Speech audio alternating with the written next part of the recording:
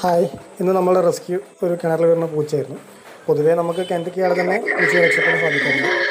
പക്ഷേ ഇതിൽ കിണറിൻ്റെ പട കുറച്ച് ഉള്ളോട്ടായതുകൊണ്ട് ചെയ്യേണ്ട ആവശ്യം വന്നു. അതുപോലെ തന്നെ പൂച്ചയെ നമ്മൾ സേഫായി റെസ്ക്യൂ ചെയ്ത് വിട്ടിട്ടുണ്ട്.